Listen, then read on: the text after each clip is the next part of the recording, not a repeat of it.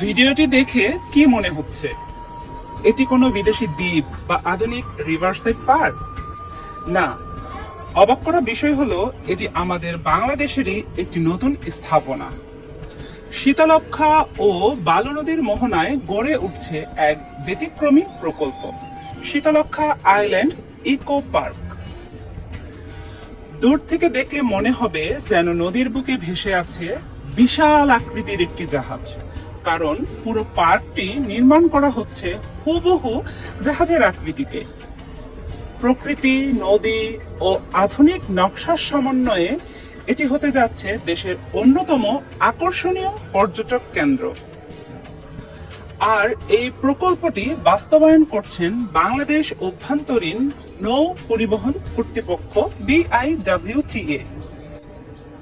গত 10 ফেব্রুয়ারি 2026 তারিখে পার্কটি উদ্বোধন করেন সাবেক মাননীয় উপদেষ্টা ব্রিগেডিয়ার জেনারেল AM শাকত হোসেন।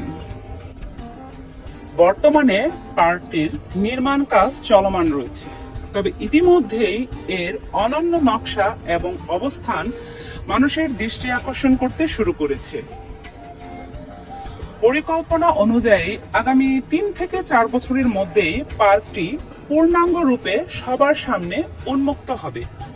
তখন এখানে থাকতে পারে মনোরম প্রাকৃতিক পরিবেশ, বাচ্চাদের জন্য play zone, swimming pool, wave pool, বিভিন্ন ওয়াটার রাইড, দর্শনার্থীদের জন্য কটেজ এবং সুসজ্জিত রেস্তোরাঁ।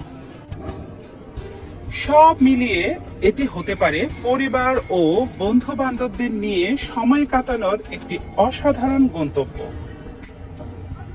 বাংলাদেশে পর্যটনের নতুন সম্ভাবনার এক প্রতীক হয়ে উঠতে পারে এই শীতলক্ষ্যা আইল্যান্ড ইকো পার্ক। আপনার কি মনে হয়, সম্পূর্ণ নির্মাণ শেষ হলে এটি কি বাংলাদেশের অন্যতম আকর্ষণীয় পর্যটন স্পট হতে পারে?